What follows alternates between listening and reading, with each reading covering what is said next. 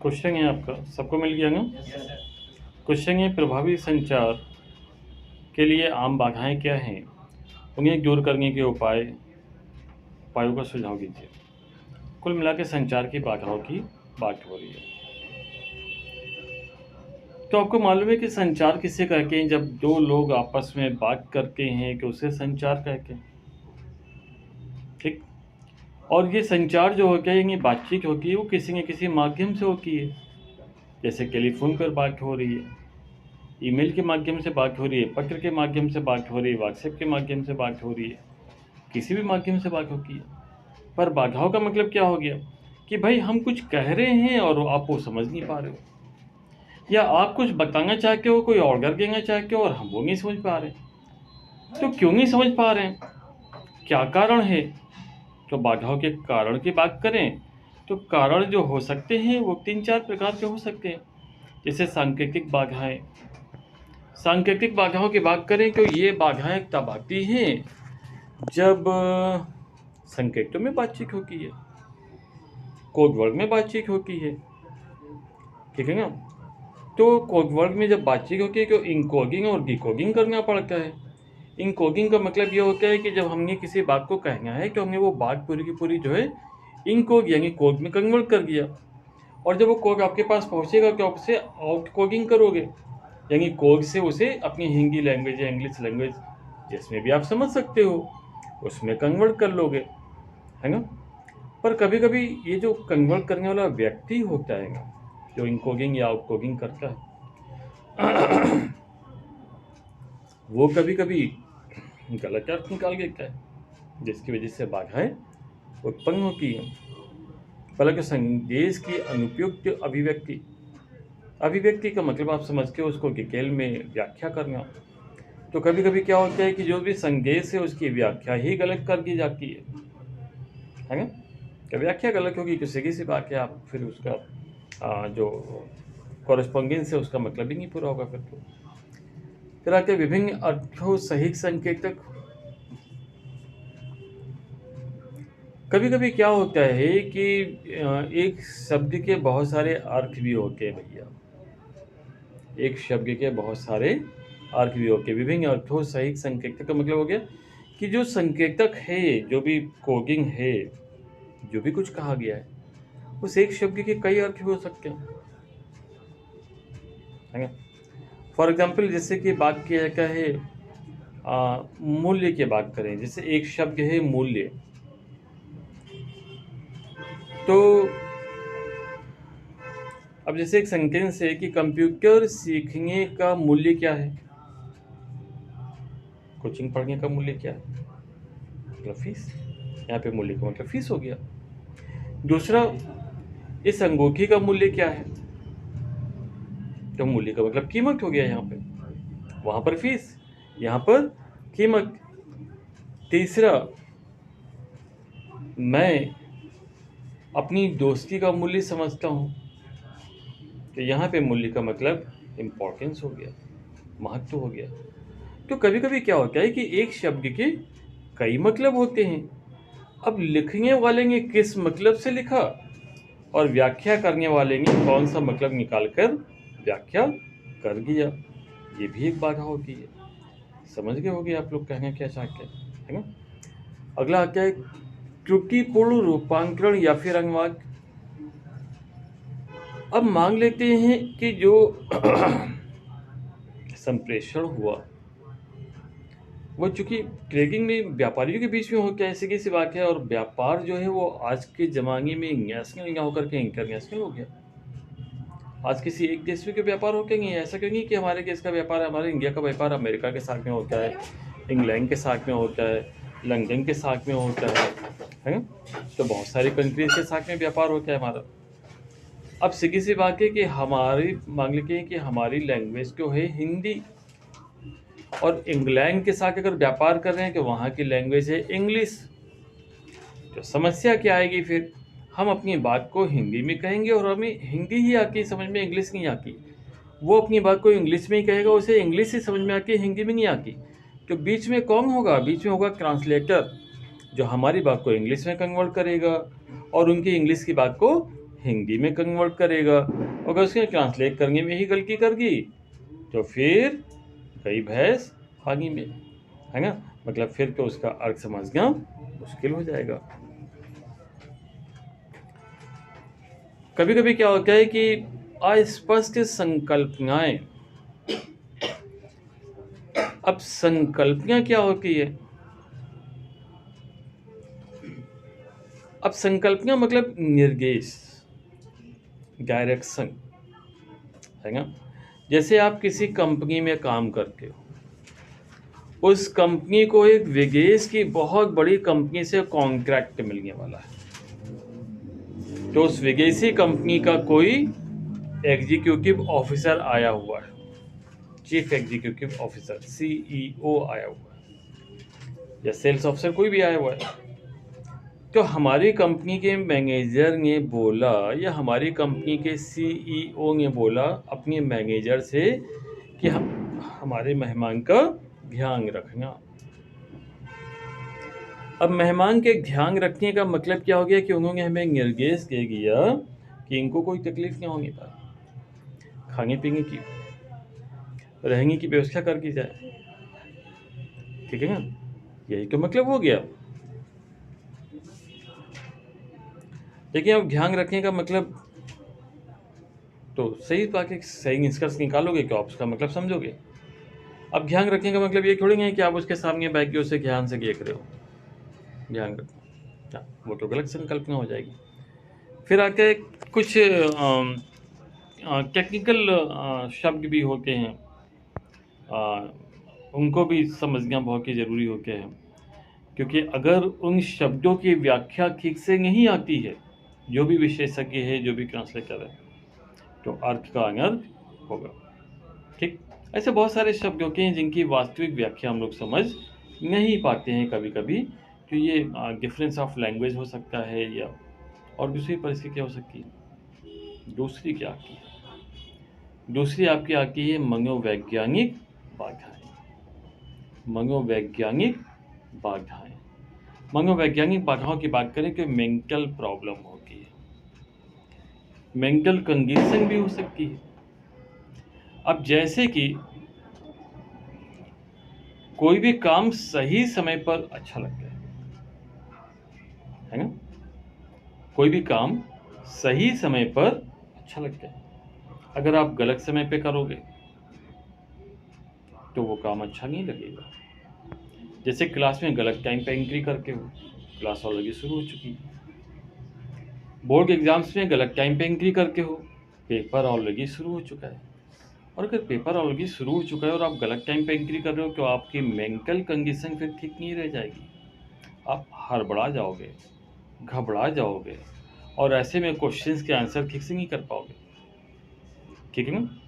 तो ये असामयिक मूल्यांकन हो गया, यानी कि गलत समय पर अगर आप मूल्यांकन करके हो, गलत धारणा के साथ में मूल्यांकन करके हो, गलत सोच के साथ में मूल्यांकन करके हो, तो अर्थ भी तो गलत ही निकलेगा, है ना। दूसरा क्या है? सावधानी का अभाव। कहते हैं कि सावधानी हटी और दुर्घटना घटी।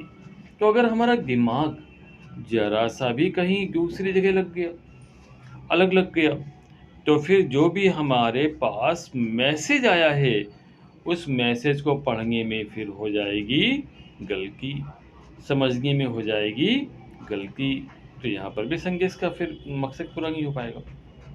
तीसरा क्या? संप्रेषण के प्रसारण में लोप या क्षय। अब मान लेते हैं कि कोई मैसेज का प्रसारण हो रहा है ना, कोई मैसेज का प्रसारण हो रहा है, टीवी पर हो रहा है, कंप्यूटर पे हो रहा है, व्हाट्सएप पे हो रहा है, यूट्यूब पे हो रहा है, कहीं पर भी प्रसारण हो रहा है, लाइव हो रहा है, पर नेटवर्क ही चला गया, आधा तो छूट ही गया, लाइव चली गई, बीच में छूट गया 10-15 मिनट का लेक्चर आपका। तो अगर छूट गया तो फिर आप उसका अर्थ फिर कैसे समझोगे, ठीक है ना। फिर तो अर्थ समझना उसका हो जाएगा मुश्किल। अविश्वास। देखिए, विश्वास होना बहुत जरूरी होता है किसी भी चीज में। अगर आपको किसी भी चीज में विश्वास नहीं है, जिसने संदेश भेजा और जिसने संदेश पाया, जिसने भेजा उसने इंकोगिंग करके भेजा, जिसने पाया वो डीकोडिंग कराएगा। समझ रहे हो ना? तो जब इंकोगिंग हो रही है, डीकोडिंग हो रही है, अगर आपको ट्रांसलेटर पे विश्वास ही नहीं है, अगर आपको ट्रांसलेटर पर विश्वास ही नहीं है, तो फिर कम्युनिकेशन का मकसद पूरा हो ही नहीं सकता। क्लियर? तीसरा क्या है? संगठन की बाधाएं। संगठन की बाधाओं में पहला क्या आता है? संगठन की नीतियां। संगठन की नीतियों की बात करें, क्योंकि देखिए संगठन में जो बाधाएं होती हैं, सबसे पहली बाधा जो आती है वो मैनेजर की आती है। मैनेजर अगर जोशीला नहीं है, जोशीला, अब जोशीला के भी कई लोग अलग अलग तरह के मतलब दिमाग में सोच रहे होंगे, है ना? कि जोशीला का मतलब इंग्लिश में एक्टिव हो गया, हिंदी में फुर्तीला हो गया, पंजाबी में चंगा हो गया, ठीक है ना? अब देखिए बहुत सारे शब्द निकलने शुरू हो गए, तो जैसा कि कम्युनिकेशन में बताया जा रहा है कि एक शब्द के कई मतलब होते हैं, ठीक है ना? तो अगर मैनेजर जो है वो चंगा नहीं है, मतलब एक्टिव नहीं है, फुर्तीला नहीं है, तो क्या होगा? वो नीतियां ठीक से नहीं बनाएगा, और अगर नीतियां ठीक से नहीं बनेंगी तो काम करने वाले कर्मचारियों में फिर प्रोत्साहन नहीं आएगा। क्लियर? अगला क्या? नियम और अधिनियम। देखिए नियम और अधिनियम बहुत ज़रूरी होते हैं, रूल्स एंड रेगुलेशंस बहुत ज़रूरी होते हैं। जिन लोगों की लाइफ में नियम नहीं होते, खाने का नियम नहीं है, पीने का नियम नहीं है, सोने का नियम नहीं है, जागने का नियम नहीं है, पूजा पाठ करने का नियम नहीं है, पढ़ने लिखने का नियम नहीं है, वो जीवन में कभी भी सफल नहीं होंगे। इसी प्रकार से कोई भी संस्था है, कोई भी संगठन है, वहां पर व्यापार हो गया, तो वहां पर भी नियम होते हैं। और अगर किसी भी संस्था में नियम नहीं है तो फिर कम्युनिकेशन कैसे होगा फिर? है ना? एक ने बोलना शुरू किया, दूसरा भी बोल रहा है, तीसरा भी बोल रहा है, चौथा भी बोल रहा है, किसी की बात समझ में आएगी? फिर नहीं आएगी। नियम होना चाहिए, जब एक बोलेगा तो बाकी सब चुप रहेंगे, ठीक है ना? और जब दूसरे को मौका दिया जाएगा बोलने का, तो पहला वाला फिर चुप रहेगा। ये नियम होते हैं, तभी कम्युनिकेशन का मकसद जो होता है वो पूरा होता है। क्लियर? फिर अगला पॉइंट आता है पदवी यानी कि पोस्ट। अब देखिए पोस्ट क्या होती है ना, कोई भी पोस्ट हो, किसी भी व्यक्ति की पोस्ट हो, पोस्ट एक मेंटल प्रेशर क्रिएट करती है, मनोवैज्ञानिक दबाव, ठीक है ना? और ये पोस्ट का ही दबाव होता है जिसे क्या करते हैं कि जो अपनी अंदर काम करने वाले लोगों के बीच में एक डिस्टेंस क्रिएट कर देते हैं।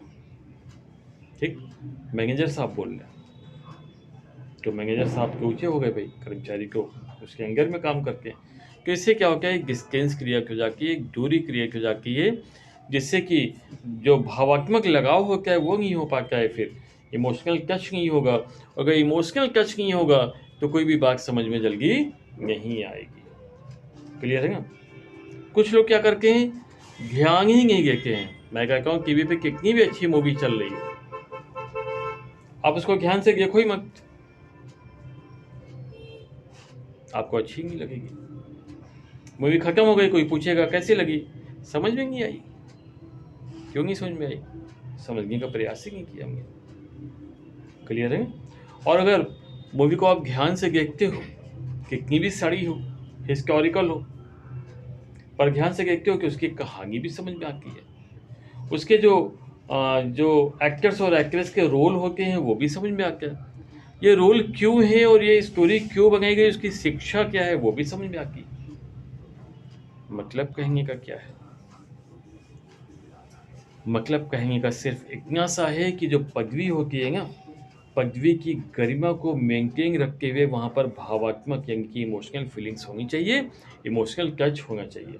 अगर हम मैनेजर की बात को सुन रहे हैं कि मैनेजर और कर्मचारियों के बीच में मधुर रिलेशन होनी चाहिए, ठीक, घर का माहौल नहीं होना चाहिए, वरना फिर वो बातें क्लियर नहीं होगी।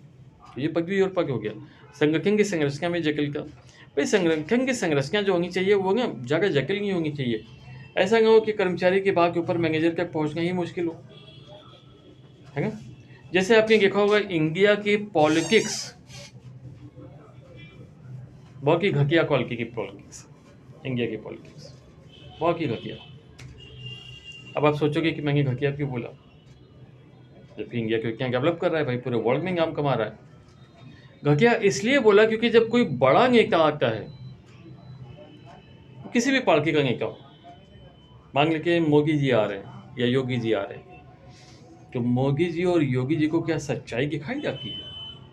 सड़क के दोनों तरफ बढ़िया डेकोरेशन कर दी गई, टोटल झंडे उनकी ही पार्टी के लगा दिए गए, साफ सफाई की गई, चुनाव में डाला गया, सब पहले से तैयारी पूरी है। क्या उनको वहाँ की कुछ कमी नजर आएगी? नहीं आएगी। तो वो कमी को दूर करने का प्रयास फिर कैसे करेंगे? एक दिन मैंने देखा यहाँ पे खूब सारे पंजे पंजे के झंडे लगे हुए थे, राहुल गांधी जी आए थे, है ना। अब राहुल गांधी जी को एहसास ही नहीं होगा कि जनता के दिलों में फीलिंग्स क्या है कांग्रेस की, क्योंकि वो तो अपनी कार से देख रहे हैं, भैया इधर भी झंडा पंजा, इधर भी पंजा, चारों तरफ पंजे ही पंजे, मतलब लोगों के अंदर पंजे के प्रति अच्छी आकर्षण है, अच्छी सोच है। पर वास्तविकता ऐसे नहीं है, क्योंकि बड़े नेताओं को सच्चाई दिखाई नहीं जाती है। ऐसे ही किसी भी संगठन, किसी भी ऑर्गेनाइजेशन, किसी भी संस्था के अंदर अगर लेवल्स इस तरह से बना दिए गए हैं कि छोटा कर्मचारी अपनी बात को बड़े कर्मचारी को कह ही नहीं सकता है ना, उसकी बात वहाँ तक पहुँच ही नहीं सकती है, तो फिर कम्युनिकेशन में बाधा वहाँ पर उत्पन्न हो रही है। सिस्टम ऐसा होना चाहिए कि आप में से कोई भी कुछ कहना चाहे कि वो बात आपके सीधे हम तक पहुँच सके, ठीक है ना। ऐसा नहीं सिस्टम होना चाहिए कि आपके मन में डर हो कि अगर हमने कुछ बोला तो झम से गंगा पड़ेगा सर पर, है ना। ऐसा नहीं होना चाहिए, डर नहीं होना चाहिए, एक विश्वास होना चाहिए, एक फीलिंग्स होना चाहिए, एक इमोशंस होना चाहिए कि भाई सर नहीं प्रॉब्लम दूर करेंगे तो कौन करेगा, तो हम पूछेंगे सर से, ठीक है ना। और सर भी आपके साथ अच्छे से बिहेव करके आपको बता के, ये होना चाहिए। व्यक्तिगत बाधाओं की बात करें कि व्यक्तिगत बाधाओं में सबसे पहली बाधा जो हमारे सामने आती है इंडिविजुअल प्रॉब्लम्स की, अगर हम लोग बात करें तो सत्ता के सामने चुनौती का भय। देखिए, सत्ता के सामने चुनौती का भय, कभी कभी जो सत्ता होती है, सत्ता समझते हो ना, एडमिनिस्ट्रेटर, गवर्नमेंट। अब गवर्नमेंट के सामने अगर ये भय होता है कि कहीं पब्लिक उनकी पोल ना खोल के, तो गवर्नमेंट क्या करेगी, उसके ऊपर पाबंदी लगा देगी, है ना।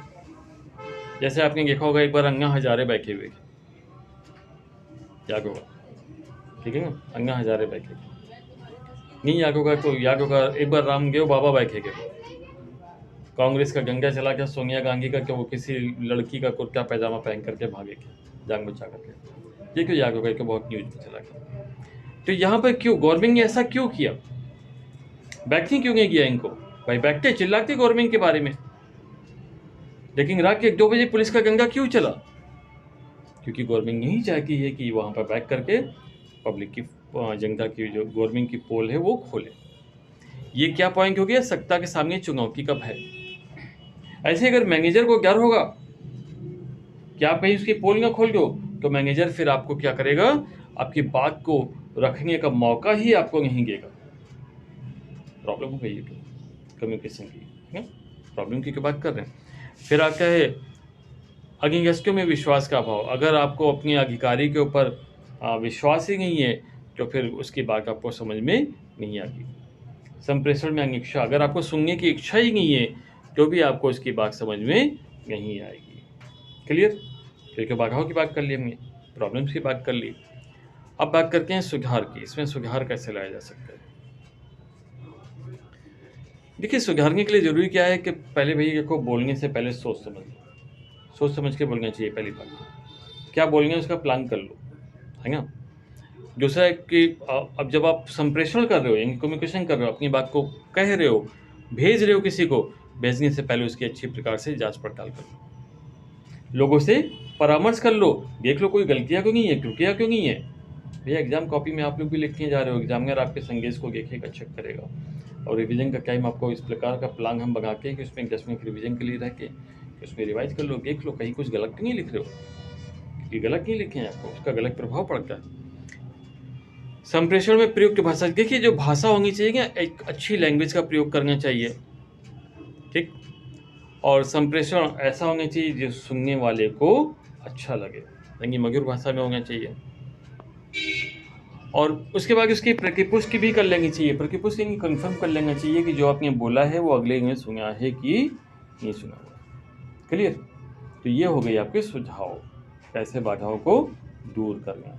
क्लियर? तो बाधाएं हमने जो आपको बताई, अगर हम आपको समरी कर गए, सारांश कर गए, तो बाधाएं जो हमने बताई वो आपको बाधाएं बताई। पहले तो सांकेतिक बाधा। सांकेतिक बाधा यानी कि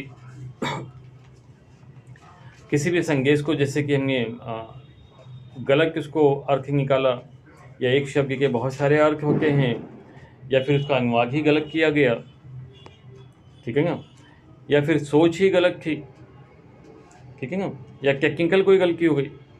मनोवैज्ञानिक में हमने आपको बताया कि भाई मन की स्थिति कैसी होती है। कुछ लोग सुनना ही नहीं चाहते हैं, ध्यान नहीं देना चाहते हैं, तो फिर कैसे समझ में आएगा, ठीक है ना। या फिर लाइट चली गई, या फिर पूरी बात आप सुन नहीं पाए, तो कैसे समझ में आएगा। और अगर विश्वास नहीं, अविश्वास है, तो भी समझ में नहीं आएगा। संगठन की बाधाओं में जो हमने बताया, तो क्या बताया भाई, संगठन की नीति ऐसी होनी चाहिए कि छोटे कर्मचारी की बात भी ऊपर के कर्मचारी तक पहुँच सके। नियम होने चाहिए, और पदवी के जगह घोष वगैरह नहीं, मतलब बड़े जो उच्च अधिकारी होते हैं उन्हीं जगह अपनी छोटे कर्मचारी को दबा करके नहीं रखना चाहिए। और संगठन की जो संरचना होनी चाहिए वो ईजी होनी चाहिए, जटिल नहीं होनी चाहिए।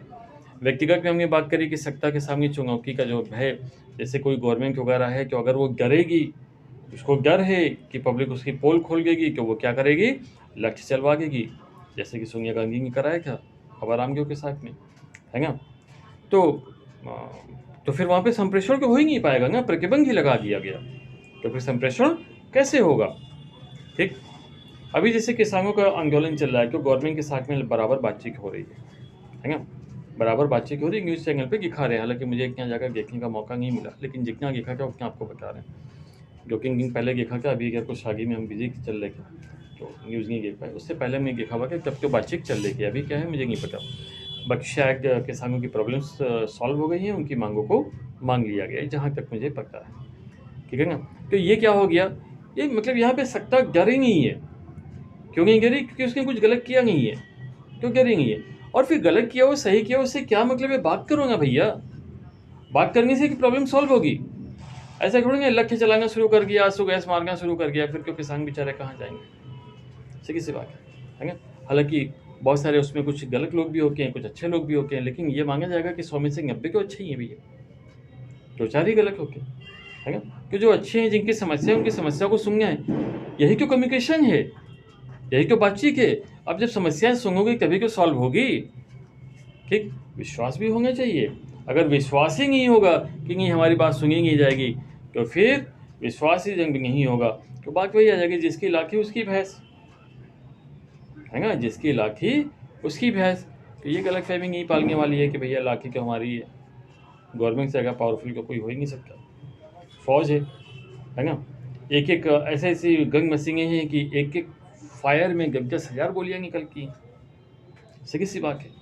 तो हमें क्या करना है, as a government, as a citizen, as a manager, as a employee, as a teacher, as a student, communication को कंटिन्यू रखें। अनिच्छा नहीं होनी चाहिए। अनिच्छा मतलब आपकी इच्छा ही नहीं है, तो अगर आपकी इच्छा ही नहीं है तो खाना क्या खाओगे, फिर पढ़ोगे क्या। कम्युनिकेशन, अगर बातचीत की सुनने की इच्छा ही नहीं है तो फिर समझ में क्या आएगा। तो सुधार का तरीका क्या होता है भैया, पहले सोच समझ करके अपनी बात को पहले प्लान कर लेना चाहिए। जैसे आप लोग क्वेश्चंस की प्लानिंग कर लेते हो दिमाग में, तो पहले प्लान कर लेना चाहिए। फिर जितनी ज़रूरत है उतनी ही बात करनी चाहिए। बात करने से पहले परामर्श कर लेना चाहिए, सही भाषा का यूज करना चाहिए, और वही बातें कहनी चाहिए जो कि वैल्यूबल हो, मूल्यवान हो, ताकि सुनने वाला उसे सुने। क्लियर? देखिए क्वेश्चन है आपका, कार्यशील पूंजी से आप क्या समझते हो? What do you understand by working capital? इसकी गणना किस प्रकार की जाती है? How is it calculated? कार्यशील पूंजी को प्रभावित करने वाले मुख्य कारकों का वर्णन करो। Describe the factors which effect working capital. ये क्वेश्चन हो गया जो कि हमने इंग्लिश में ट्रांसलेट कर दिया। तो वर्किंग कैपिटल किसे कहते हैं, सबसे पहले तो हमें इसकी बात कर लेनी चाहिए। तो अगर हम पहले इसके शाब्दिक अर्थ की बात करें, तो वर्किंग कैपिटल भाई वर्किंग मतलब जो जिससे काम चलता है हमारा, कैपिटल, यानी कि a part of capital by which we can operate our business. पूंजी का वो भाग जिससे कि हम अपने व्यापार का संचालन करते हैं, उसे हम लोग वर्किंग कैपिटल कहते हैं, कार्यशील पूंजी कहते हैं। पूंजी का वो भाग जिसके द्वारा हम अपने व्यापार का संचालन करते हैं, उसे कार्यशील पूंजी कहते हैं। The part of capital which by which we can operate our business is called working capital। ठीक है ना। होता क्या है ये वर्किंग कैपिटल, वास्तव में होती क्या है? तो चालू संपत्ति होती है और चालू दायित्व होता है, उसका डिफरेंस ही होता है। चालू संपत्तियों पर चालू दायित्व के ऊपर चालू संपत्तियों का आगे क्या होता है, इन डिफरेंस क्लियर। तो फार्मूला भी इसका बन जाता है, वर्किंग कैपिटल की गणना कैसे की जाती है, तो फार्मूला भी बन जाता है current assets minus current liabilities. Working capital equal to current assets minus current liabilities, clear. तो वर्किंग कैपिटल को प्रभावित करने वाले मुख्य कारक क्या है भैया? देखो, एक तो आता है व्यवसाय की प्रकृति। अब आपको पता है व्यवसाय अगर छोटा होगा तो वर्किंग कैपिटल की ज़रूरत कम होगी। व्यापार अगर छोटा होगा मतलब सोल क्रैक होगा। व्यापार अगर मीडियम है मतलब पार्टनरशिप का है तो वर्किंग कैपिटल की आवश्यकता थोड़ी ज़्यादा हो गई। और व्यापार अगर बहुत बड़ा है, कंपनी टाइप का है, तो फिर और भी ज़्यादा फिर वर्किंग कैपिटल की आवश्यकता होगी। तो ये बेस करता है कि व्यापार का आकार कैसा है, साइज ऑफ बिजनेस, जैसा साइज होगा वैसी ही वर्किंग कैपिटल की आवश्यकता होगी। दूसरा क्या है? ऑपरेशन यानी संचालन। ऑपरेशन मतलब संचालन। तो ऑपरेशन का लेवल क्या है? अगर बिजनेस हमारा ऐसा है जो कि इंटरनेशनल है, पूरे वर्ल्ड में ऑपरेट हो रहा है, इंडिया में भी है, पाकिस्तान में भी है, लंका में भी है, बर्मा में भी है, भूटान में भी है, बांग्लादेश में भी है, अमेरिका में भी है, इंग्लैंड में भी है, दुनिया के कई देशों में काम कर रहा है बिजनेस हमारा, तो ज़्यादा वर्किंग कैपिटल की आवश्यकता होगी, है ना। और बिजनेस अगर हमारा सिर्फ यही पीर बुखारी में ही काम कर रहा है तो फिर कम कैपिटल की आवश्यकता होगी। तो ऑपरेटिंग लेवल भी हो गया। फिर आता है व्यवसाय चक्र। अब व्यवसाय चक्र की बात करें कि देखिए व्यापार में एक चक्र चलता रहता है। कोई भी नया व्यापार हम शुरू करते हैं तब वो कम चलता है, मेहनत करते हैं, कस्टमर बनाते हैं, थोड़ा चलता है, और मेहनत करते हैं, नाम फैलता है, ज़्यादा चलता है। एक समय ऐसा आता है जब हमारा व्यापार टॉप पर होता है, ठीक है ना। फिर हमारे अंदर अहंकार आता है, घमंड आता है, और हमको लगता है कि हम हैं दुनिया में और बाकी पानी कम है। तो जब भी अहंकार आया, हमने अपने कस्टमर्स के साथ में बुरा व्यवहार करना शुरू कर दिया। कस्टमर के साथ में बुरा व्यवहार करना शुरू किया, कस्टमर कटने शुरू हो गए, या हमारी प्राइजेस बढ़नी शुरू हो गई। रीजन कुछ भी हो सकता है। तो इससे क्या होगी, फिर हमारी बिक्री कम होगी, प्रॉफिट कम होगा, व्यापार में एक डाउनफॉल आ जाएगा। तो व्यापार में दो चीज़ें हो गई, एक मंदी हो गई और दूसरा तेज़ी हो गई। तो मंदी के टाइम पे जब ज़्यादा व्यापार चल ही नहीं रहा है तो पैसा चाहिए कम, और तेज़ी के टाइम पे जब ज़्यादा व्यापार चल रहा है तो पूंजी चाहिए ज़्यादा। समझ गए मैटर? ऐसे ही समझा के आप लोग लिख भी सकते हो जैसे हम आपको बता रहे हैं, ठीक है ना। हाँ, व्यवसाय चक्र हमने बता दिया। फिर आता है मौसमी कारक। भैया देखो ऐसा है, बिजनेस तो मौसम पर निर्भर करता है ना, और बिजनेस की कंडीशन भी मौसम के हिसाब से बदलती रहती है, ठीक है ना। अभी हाई स्कूल की इससे पहले बैच था, हाई स्कूल के बैच में क्या होता है कि भैया 2 बच्चे के यहाँ स्टूल पे बैठ के बाकी सारी कुर्सियाँ फुल। क्यों? मौसम चल रहा है, सीजन चल रहा है एग्जाम्स टाइम का, तो जो एब्सेंट करके के वो भी प्रेजेंट हो रहे हैं, सबको क्लास चाहिए, ठीक है ना। और अभी इसके बाद एग्ज़ाम्स ख़त्म हो जाएंगे, फिर मौसम भी बदल जाएगा, है ना। फिर आप देखोगे कि एक आगे बच्चे जो पढ़ने के शौकीन होते हैं वो कांकी में अपनी क्लास रखते हैं और बाकी सब पहाड़ों पे घूम रहे होते हैं, ठीक। मौसम, ये भी मौसम है, यानी ये भी सीजनल बिजनेस है। शादियों का बिजनेस ले लो, है ना, जाड़ों में गर्म कपड़ों का बिजनेस ले लो, गर्मी में आइसक्रीम का बिजनेस ले लो। ये सब बिजनेस बिल्कुल क्लियर इंडिकेट करते हैं कि जब मौसम इनका होता है, सीजन होता है, तो फिर ज़्यादा पैसे की भी ज़रूरत होगी। अगर आपका बिजनेस आइसक्रीम का है और गर्मियाँ चल रही हैं कि जगह आइसक्रीम मंगानी पड़ेगी, जगह बिकेगी, जगह पैसा चाहिए, है ना। जाड़ों में क्यों आइसक्रीम पकाने में जगह पैसा लगेगा नहीं, कोई खरीदते ही नहीं है, ठीक है ना। समझ गए ना। सीजन का भी प्रभाव पड़ता है वर्किंग कैपिटल पर। फिर आ क्या उत्पादन चक्र। देखिए उत्पादन का भी चक्र होता है, उत्पादन का भी चक्र हो क्या है, प्रोडक्शन साइकिल। तो उत्पादन का भी चक्र होता है, साइकिल को आप समझते हो ना, ऐसे गोल गोल चलती है साइकिल। तो प्रोडक्शन का चक्र कैसे हो गया, रॉ मटेरियल खरीदोगे, गोदाम तक पहुंचेगा, प्रोडक्ट बनेगा, प्रोडक्ट पैक होगा, शोरूम में जाके बिकेगा। ये चक्र पूरा ऐसे चल रहा है, ठीक है ना। ये क्या हो गया, उत्पादन चक्र हो गया।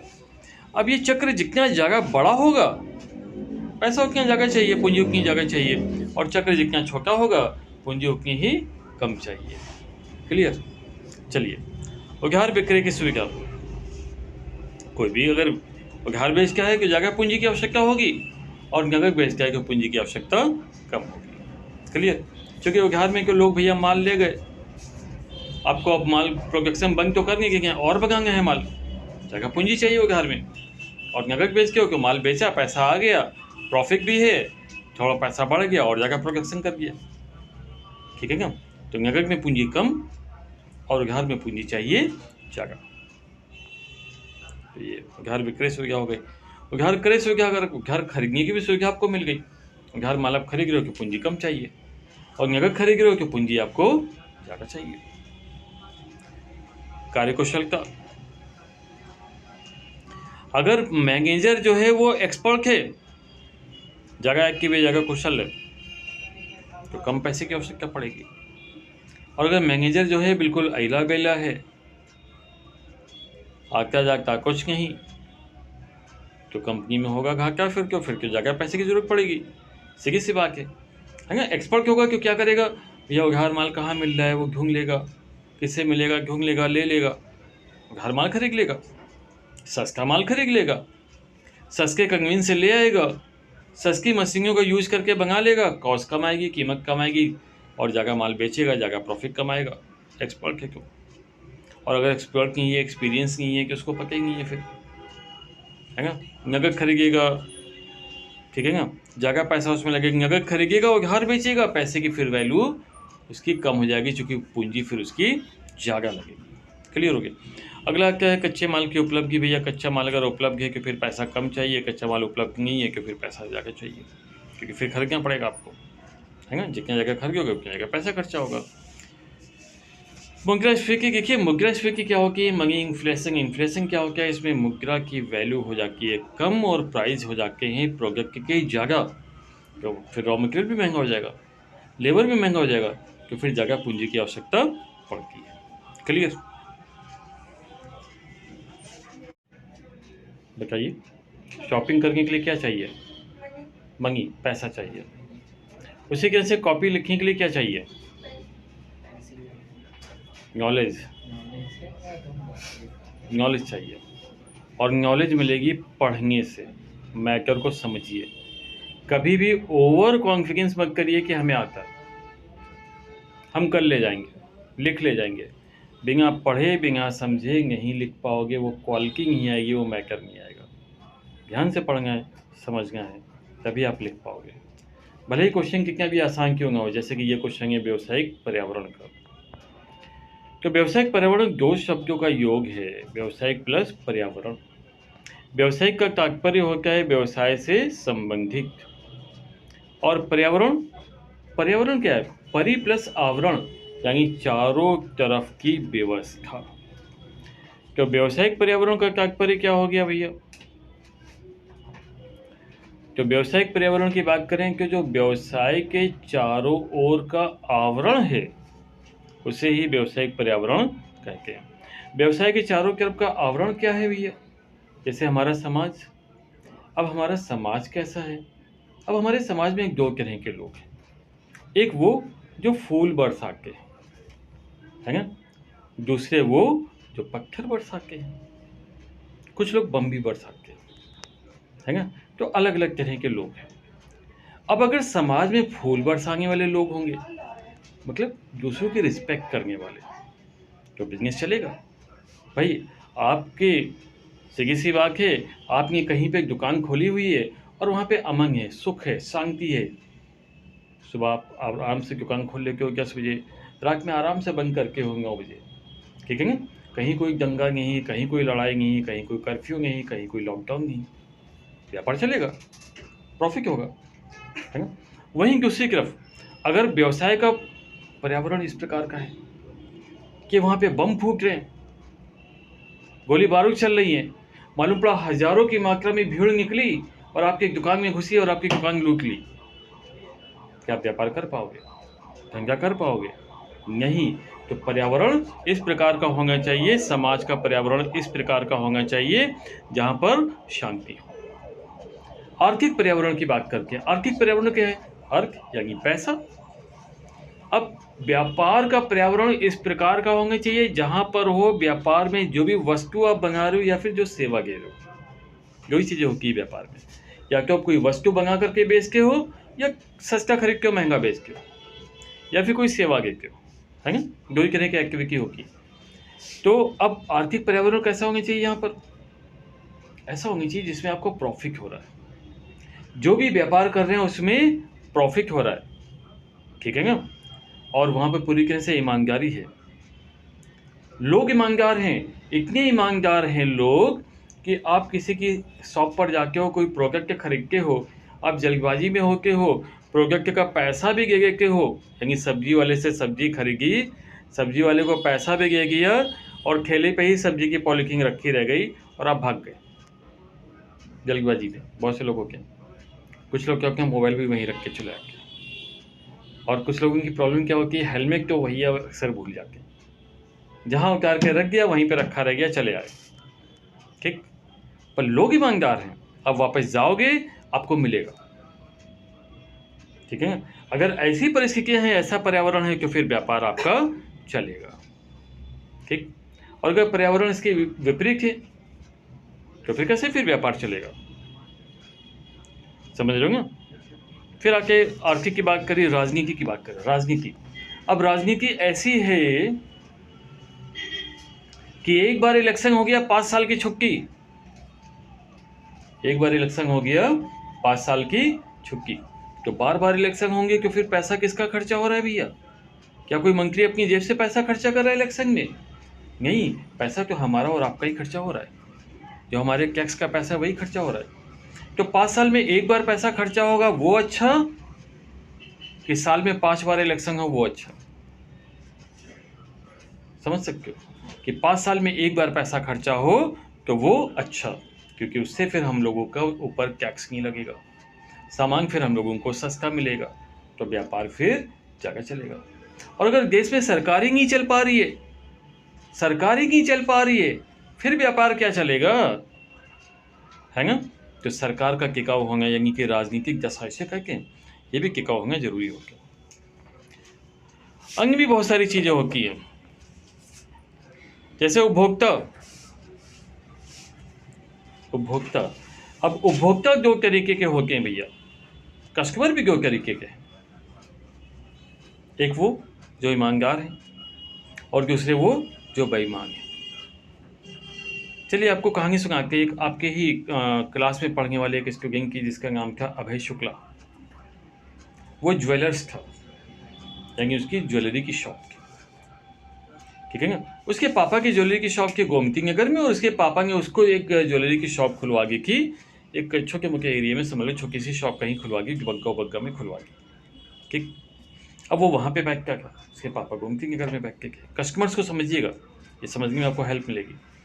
तो अब क्या हुआ कि उसकी दुकान पे कुछ कस्टमर्स आए ज्वेलरी पसंद करने के लिए, बोले भाई बिटिया की शादी है, हार वगैरह ये वगैरह, ये दिखा के जो है पसंद कर लेके वापस कर देते हैं। उन्होंने दिखा के पसंद किया, वापस कर दिया कुछ कस्टमर्स से।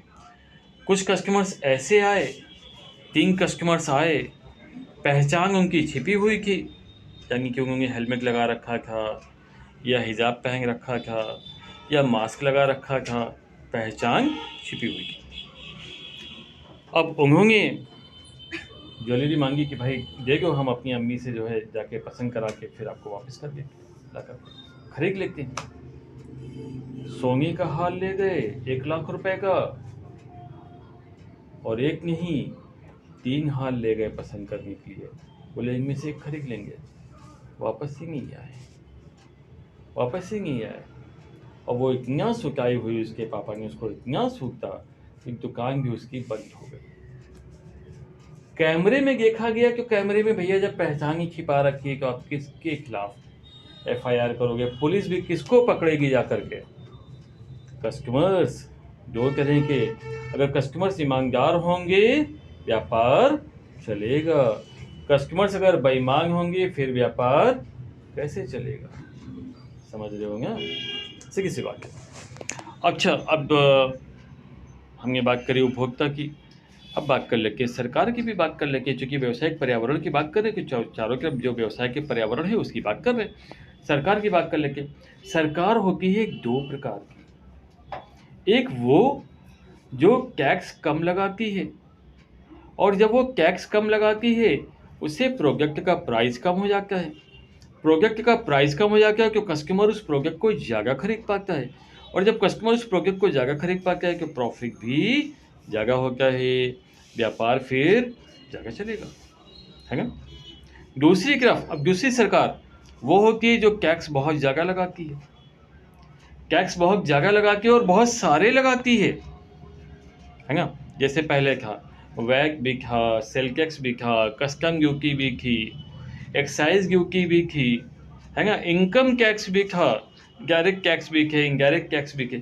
सब तरह के टैक्स लगेंगे कि प्रोडक्ट का प्राइस बढ़ जाएगा, प्रोडक्ट का प्राइस बढ़ जाएगा तो फिर प्रोडक्ट महंगा हो जाएगा, प्रोडक्ट महंगा हो जाएगा फिर कस्टमर नहीं खरीद पाएगा, जगह नहीं बिकेगा, जगह नहीं बिकेगा तो प्रॉफिट कम होगा। क्लियर हो गया? अगले पॉइंट पर आके, और अगला पॉइंट हमारा है हमारे प्रतियोगी, यानी जो हमारे जैसे बिजनेस में है ना, वो हमारे प्रतियोगी हो गए, कॉम्पिटिटर्स जिसे इंग्लिश में कहेंगे। अब कॉम्पिटिटर्स अगर ईमानदार हैं, मार्केट फिक्स प्राइस की है, ये मोबाइल मांग लेके आप खरीदने गए हो और ये मोबाइल मार्केट में मांग लेते हैं कि 12,000 रुपये का है, ठीक, और सारे दुकानदारों ने यूनिटी कर रखी है, एका कर रखा है कि 12,000 से नीचे नहीं बेचा जाएगा, क्योंकि 11,500 की खरीद पड़ रहा है, 500 रुपये को लेंगे, ठीक है ना। और उनमें से कुछ अगर दुकानदार ईमानदार नहीं है, किसी कस्टमर ने कहा 11,900, बोले लाओ, मार्केट का रेट खराब हुआ, ठीक है ना, अगला 11,800 में भी बेचेगा, फिर उसका अगला फिर कहेगा हम क्यों 200 रुपये का प्रॉफिट लेके 11,700 में बेच देंगे, कोई 11,600 में बेचने लगेगा, कोई कहेगा अच्छा लाओ 1 रुपये मिल रहा है लाओ, 11,501 में बेच दिया, 500 में खरीदा 501 में बेच दिया, कुछ कहेगा हम क्यों बेचेंगे, कस्टमर बनाएंगे, हम क्यों 11,500 में बेच देंगे, 1 रुपये का प्रॉफिट नहीं लेंगे, पर्यावरण क्यों खराब हो रहेगा व्यापार का, ठीक है ना। तो ये क्या बताएंगे, प्रतियोगी। अब बात करते हैं न्यायालय की, कोर्ट। आपको पता है कि कोर्ट, न्यायालय लोगों को पनिश करने का काम करता है, पुलिस को अधिकार नहीं है लोगों को पनिश करने का, पुलिस को अधिकार होता है क्रिमिनल को, चोर को पकड़ने का और उसे न्यायालय को सौंपने का। न्यायालय फैसला करेगा कि इसके प्रति क्या करना है, इसका अपराध क्या है और उसकी सजा क्या है, कौन से कानून के अंतर्गत, कौन से सेक्शन के अंतर्गत, कौन से लॉ के अंतर्गत। तो भैया उपभोक्ता संरक्षण अधिनियम 1986 भी क्यों बना हुआ है, जिसको स्थगित करता है कौन, न्यायालय। तो जैसा जिसके अपराध होगा उसके हिसाब से वो उसको पनिशमेंट देने का काम करेगा। तो यहाँ पे हमने बात बताई बहुत सारी जो कि व्यापार के चारों तरफ घूमती रहती है, इसमें तकनीकी भी है, टेक्नोलॉजी।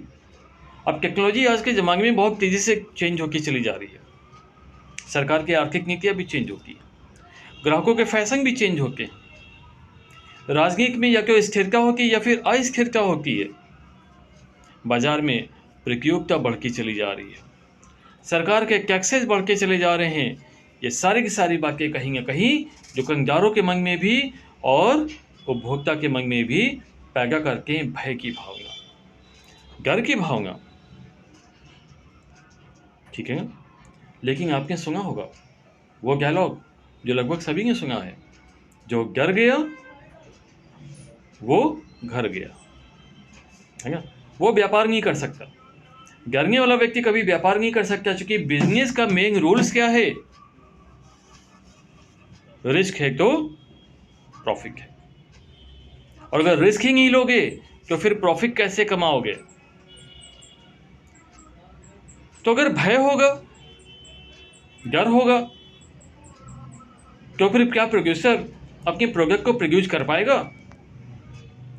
अगर आपके मन में एक डर है, आप बिजनेसमैन बनने जा रहे हो, कि क्या बिजनेस कर पाओगे? अगर आपके मन में एक डर है, आप डॉक्टर बनने जा रहे हो, कि क्या मरीज का इलाज कर पाओगे?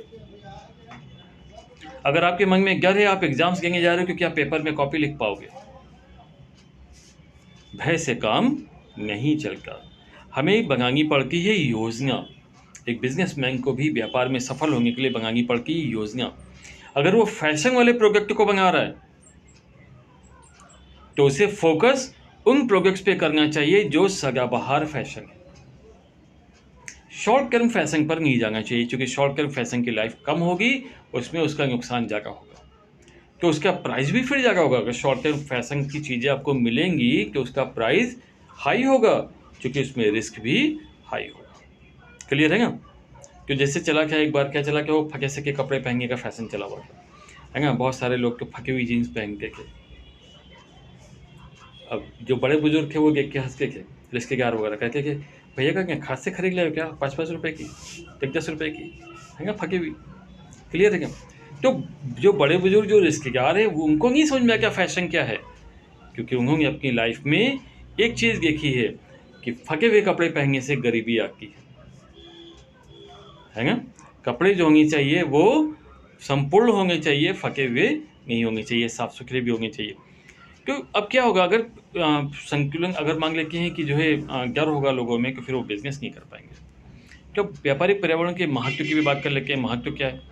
तो देखिए, सबसे पहले महत्व आता है कि आप संभावनाओं को पहचानिए।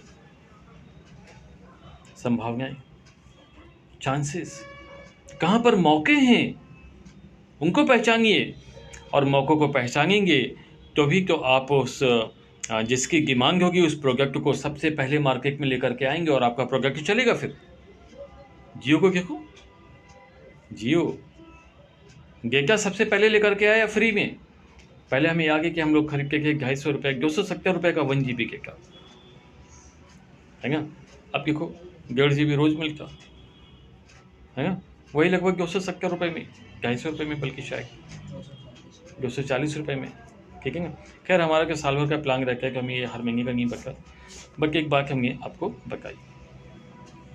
फिर आते हैं दूसरा आता है कि खतरे की पहचान करना।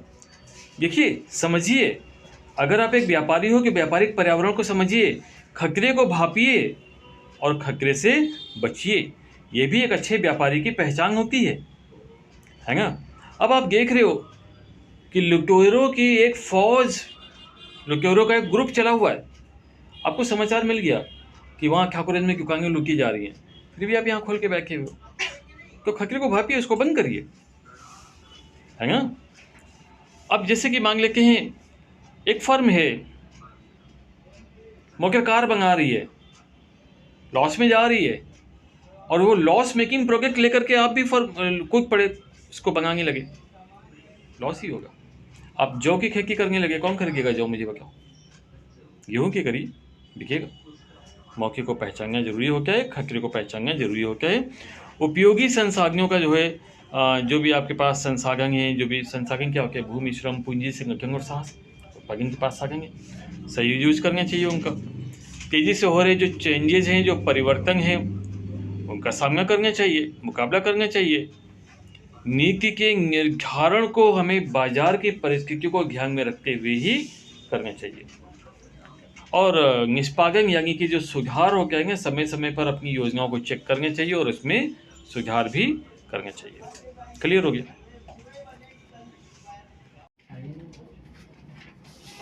सबसे पहले बात करते हैं संगठन के उद्देश्य की। उससे पहले समझ लेंगे चाहिए संगठन किससे कहते हैं। जब व्यक्तियों का एक समूह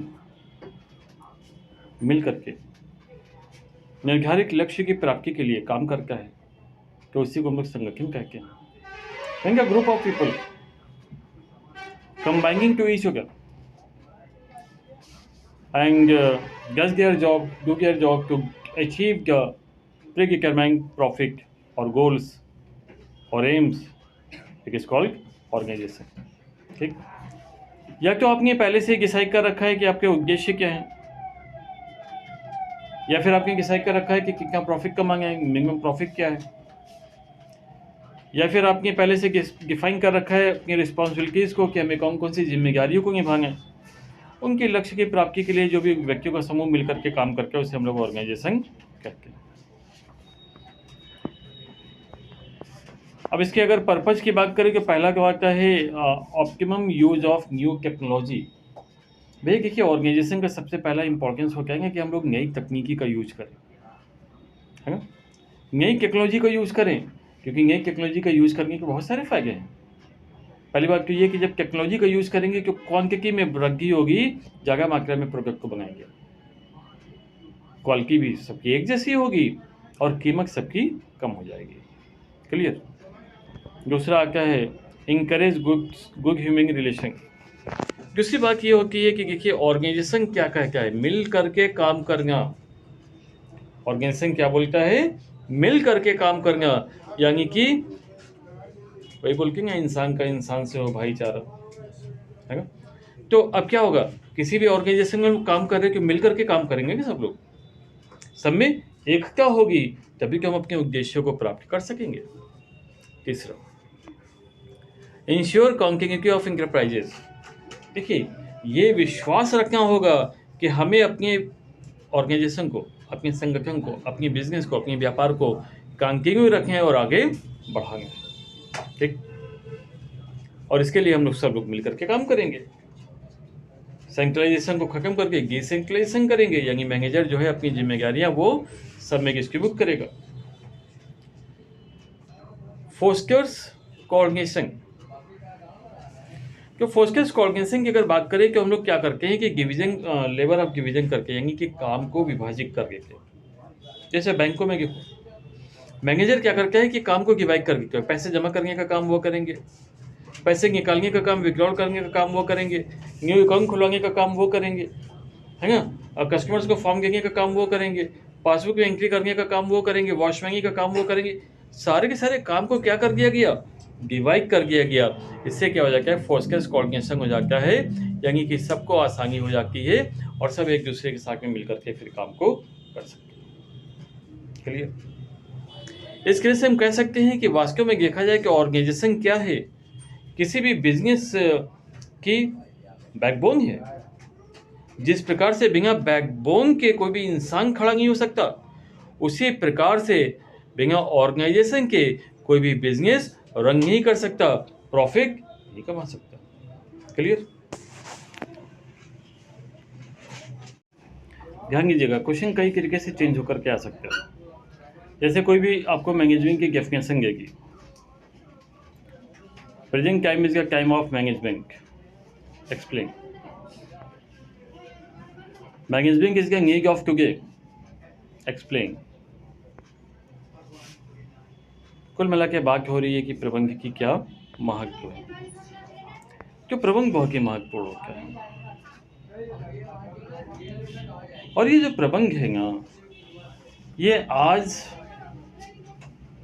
कोई नया थोड़ी ना है, क्योंकि प्राचीन काल से चला आ रहा है। प्राचीन काल में देखो, अगर आपको याद होगा कि युद्धों का वर्णन होता था, अकबर, बीरबल, पानीपत का युद्ध, हल्दी घाटी का युद्ध, बहुत सारे युद्ध आपने पढ़े होंगे हिस्ट्री में। तो ये भी पढ़ा होगा कि वहाँ पे सेना होती थी, और ये भी पढ़ा होगा कि सेना का सेनापति भी होता था। वो सेनापति कौन होता था, सेना का मैनेजर ही क्यों होता था, प्रबंधक ही क्यों होता था। राज्य में एक राजा या सुल्तान हुआ करते थे, एक नवाब हुआ करते थे, वो कौन थे, वो राज्य के मैनेजर ही क्यों थे, जो कि सब कुछ मैनेज करने का काम करते थे।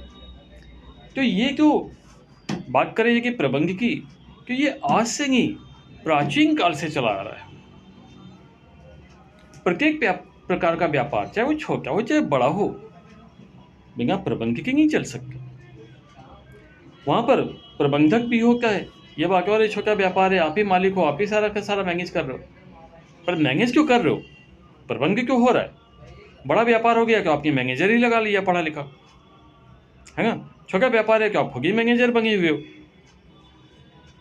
जैसे जैसे व्यापार बड़ा हो क्या जाके वैसे वैसे वहाँ पर लेबर डिवीजन भी हो क्या, यानी कि कोई मैनेजमेंट का काम करेगा तो कोई सेल्समैन का काम करेगा, कोई प्रोड्यूसर का काम करेगा, कोई लेबर का काम करेगा, कोई क्लर्क का काम करेगा, कोई कंप्यूटर ऑपरेटर का काम करेगा।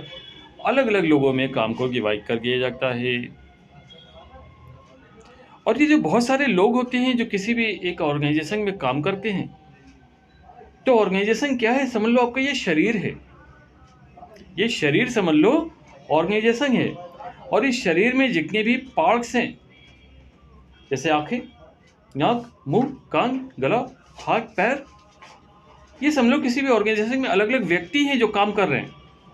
ये मिस्टर आँख को मारे हैं, ये नाक को मारे हैं, मुंह को मारे हैं, गाल को मारे हैं, पेट को मारे, हाथ को मारे, पैर को मारे, ये सारे के सारे व्यक्ति हैं। अब इन सारे के सारे व्यक्ति को कंट्रोल करने का काम कौन करता है? दिमाग करता है। हमारे शरीर का मैनेजर कौन? दिमाग।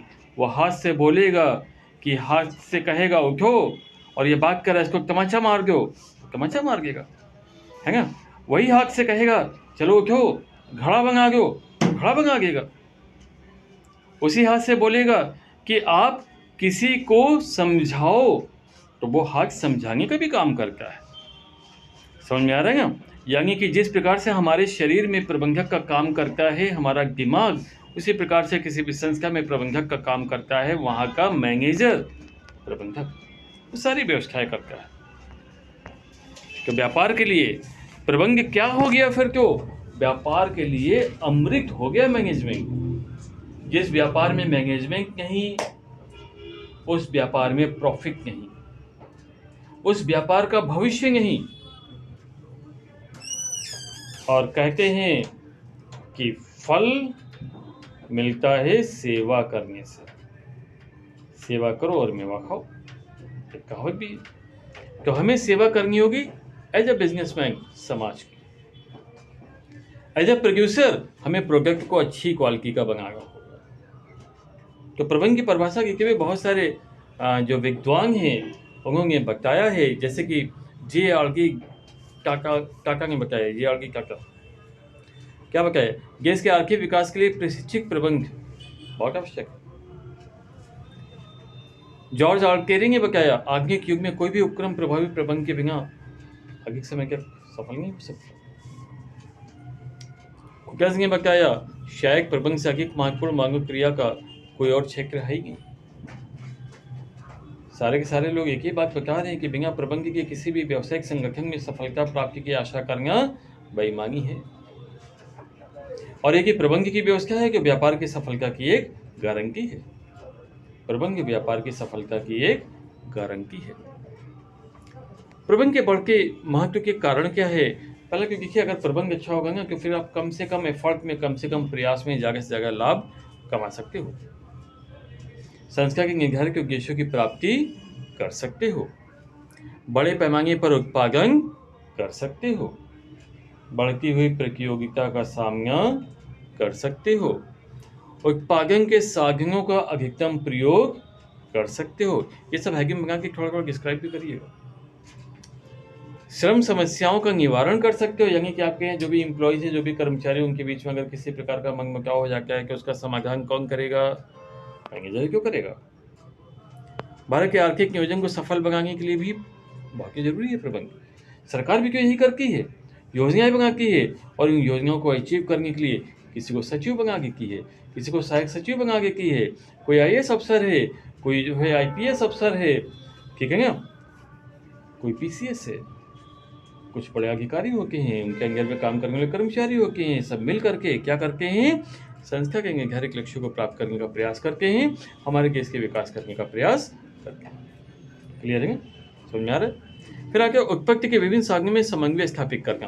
देखिए, उत्पादन के साधन है 5: भूमि, श्रम, पूंजी, संगठन और साहस। भूमि, श्रम, पूंजी, संगठन और साहस, इन 5 साधनों में समन्वय बनाने का काम कौन करता है? वो है आपका प्रबंधक। प्रबंध यानी मैनेजर। आधुनिक वैज्ञानिक और तकनीकी आविष्कारों का लाभ उठाने के लिए टेक्नोलॉजी नई आती रहती है, नई तरह की मशीनें आती रहती है, कंप्यूटर आकर रखा है, लैपटॉप आकर रखा है। इसका फायदा उठाने के लिए योजनाएं कौन बनाएगा? प्रबंध।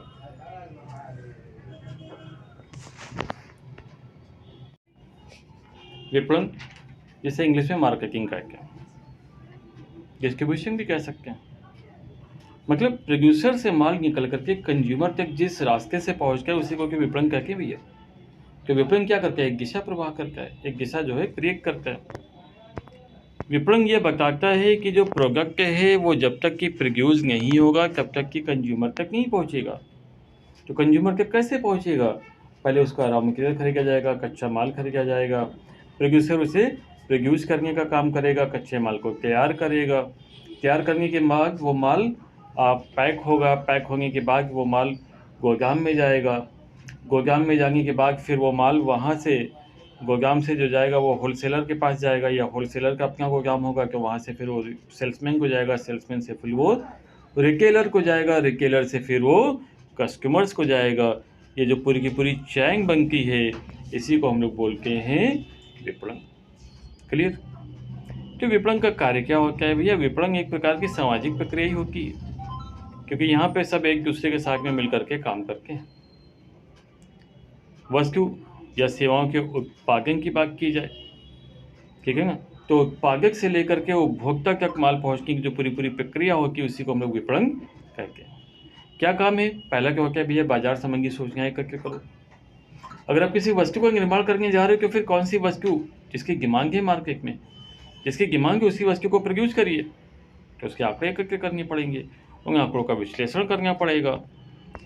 फिर उसके बाद विपणन की योजना पूरी की पूरी बनानी पड़ेगी कि आप किस प्रोडक्ट को प्रोड्यूस करने जा रहे हो, ठीक है ना, उसका आकार क्या होगा, साइज़ क्या होगा, डिज़ाइन क्या होगी, प्राइस क्या होगा, बहुत सारी चीज़ों का हमें डिसीजन लेना पड़ता है। फिर उसका जो है ग्रेड तय करना पड़ेगा, यानी कि एक स्टैंडर्ड उसका रजिस्ट्रेशन कराना पड़ेगा, फिर उसकी पैकिंग करनी पड़ेगी, ब्रांडिंग यानी कोई ना कोई उसको नाम देना पड़ेगा। जैसे आपने देखा होगा पेन को ले लो, पेन के भी ब्रांड है, आप देखोगे अलग अलग तरह की कंपनी के पेन होते हैं, है ना, उसका भी ब्रांड होता है। अब फैन का देख लो, इसका भी ब्रांड होता है, एसी का देखो, इसका भी ब्रांड होता है। कि जो भी प्रोडक्ट बनते हैं फिर उसकी ब्रांडिंग भी की जाती है, पैकिंग के बाद उसकी ब्रांडिंग होती है। फिर ग्राहक समर्थन सेवाएं। अब ग्राहक समर्थन सेवाएं यानी कि वो क्या नहीं है, कस्टमर नंबर है ना, नहीं क्या होता है, सहायता नंबर जो होता है, 24 घंटे का जो नंबर होता है, कस्टमर केयर नंबर। या कस्टमर केयर नंबर वो भी क्यों कहना होगा ना कि कस्टमर को कोई दिक्कत हो कि 24 घंटे आपको फ़ोन करके पूछ क्यों सके, कस्टमर केयर नंबर भी कहना होगा। ये समर्थन सेवाएं होती है, यानी कि प्रोडक्ट को रख रखाव कैसे करना है। अब जैसे कार खरीदते हो कि उसकी 6 सर्विस आपको फ्री मिलेगी, बाइक खरीदते हो उसकी 6 सर्विस फ्री मिलेगी। यानी प्रोडक्ट केवल नहीं बेच रहा है, वो प्रोडक्ट के साथ साथ उसकी सुरक्षा भी बेच रहा है, आपको सिक्योरिटी भी मिलेगी। 3 फ्री है, 3 पेड है ना। कपड़ा केवल नहीं बेच रहा है, कपड़े के साथ साथ बता रहा है, उस पर लिखा हो क्या है, गुनगुने पानी से धोइए, निचोड़िए नहीं, तो निर्देश भी कह रहा है। ये है कि ये ग्राहक समर्थन सेवाएं जो कि की जाती है बिक्री के बाद भी। और उत्पाद का मूल्य निर्धारण, उसके बाद प्रोडक्ट के मूल्य को निर्धारित किया जाता है, जिसमें हमारा एक जो होता है छोटा सा प्रॉफिट होता है। प्रॉफिट बहुत ज़्यादा नहीं रखनी चाहिए, प्रॉफिट उतनी ही रखनी चाहिए जैसे कि दाल में नमक ज़्यादा हो गया तो दाल खा नहीं पाओगे, और कम हो गया तो भी नहीं खा पाओगे, ठीक है ना। तो प्रॉफिट भी अगर कम हो गया तो फिर व्यापार नहीं चला पाओगे, और ज़्यादा हो गया तो फिर कस्टमर नहीं बना पाओगे, ठीक है ना। तो उससे भी मेंटेन रखना जरूरी होता है। संवर्धन का मतलब क्या है, बिक्री को बढ़ाने का प्रयास करना। बिक्री को बढ़ाने के लिए आप सेल्समैन लगा सकते हो, विज्ञापन करा सकते हो, न्यूज़पेपर में ऐड दे सकते हो। वितरण डिस्ट्रीब्यूशन चैनल अपना बनाइए पूरा का पूरा। कैसे भैया, प्रोड्यूसर हो तो किसी होलसेलर को आप माल बेचोगे, होलसेलर क्या करेगा, किसी सेल्समैन को बेचेगा, सेल्समैन क्या करेगा, रिटेलर को बेचेगा, रिटेलर क्या करेगा, कस्टमर को बेचेगा, ठीक है ना। तो ये पूरी की पूरी एक चैन होती है जिससे हम लोग विपणन कहते हैं।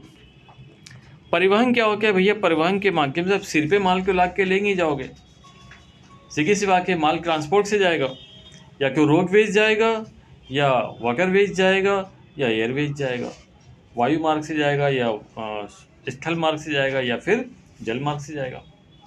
ठीक है ना? तो उसकी पूरी प्लानिंग करनी पड़ेगी। स्टोरेज भी बहुत ज़रूरी हो गया, क्योंकि माल को अगर सही से आप नहीं रखोगे तो फिर माल ख़राब भी हो जाएगा। तो बेहतर स्टोरेज होना भी ज़रूरी होता है। क्लियर? चलिए अब बात करते हैं प्लानिंग की कि हम लोग पेपर को कैसे करेंगे। खोल लीजिए।